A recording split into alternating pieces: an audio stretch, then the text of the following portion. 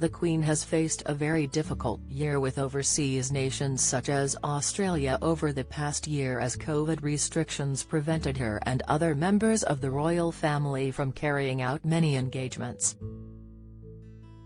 Royal expert Richard Fitzwilliams told Express.co.uk Her Majesty will soon make up for lost time as easing restrictions will mean she can turn her attention more on her role as head of state. She also managed to meet Prime Minister Scott Morrison earlier this month while he was in the UK for a post-Brexit trade meeting with British counterpart Boris Johnson. But Sandy Br, National Director at Australian Republic Movement, said it may be too late for the Queen as Harry and Meghan have already shown why the monarchy is ridiculous. He told Express.co.uk, Harry and Meghan's interview earlier this year highlighted the ridiculousness of having a foreign monarch as Australia's head of state. Australians need a head of state, chosen by Australians and accountable to them, rather than a family that lurches from crisis to crisis. As more Australians came to see how out of touch the British monarchy is, the more we'll see the momentum continue to increase. The idea of the hereditary rule is as foreign to Australians as the British monarchy, and Australians overwhelmingly want to know those important decisions affecting our nation's future are in Australian hands. Australia has previously toyed with becoming a republic as the nation held a referendum in 1999, which asked whether the Constitution of Australia should be amended. But almost 55% of voters turned down this option and so the Queen remained head of state. Mr. Fitzwilliams added this showed Australia will never lose its faithful support in the royal family, despite the difficult period following the pandemic and Duke and Duchess of Sussex claims.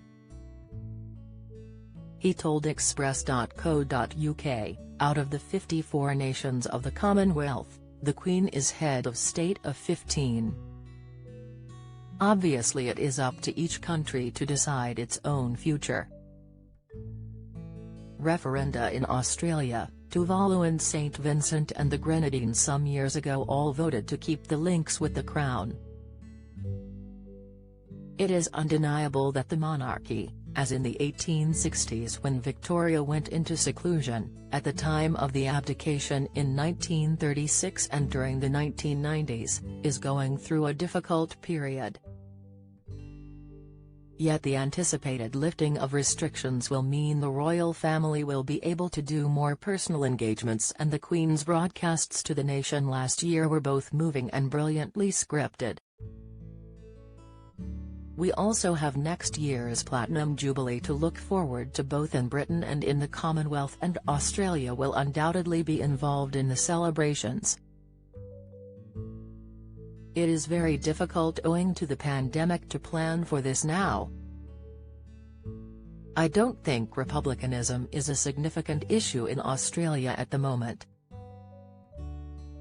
It would benefit those who favor a republic to remember what happened in 1999 when all 6 states voted to keep the monarchy. This could happen again. It comes after Meghan hinted there could have been a missed opportunity for her biracial links to help change the royal family's image in the Commonwealth during the Oprah interview in March. She said, "The Commonwealth is a huge part of the monarchy, and I lived in Canada, which is a Commonwealth country, for 7 years.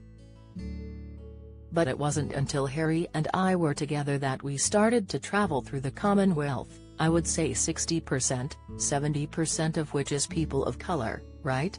Meghan also talked about her struggles with her son Archie not receiving security after he was not made a prince. She also suggested Archie was not made a prince because of his race, even though rules set by George V meant he was not entitled to be one. Oprah asked, "Do you think it's because of his race? I know that's a loaded question." Meghan said, "In those months when I was pregnant, all around this same time, so we, had, the conversation of he won't be given security, has not going to be given a title. And also concerns and conversations about how dark his skin might be when has born. Buckingham Palace said they were saddened by Harry and Meghan's claims.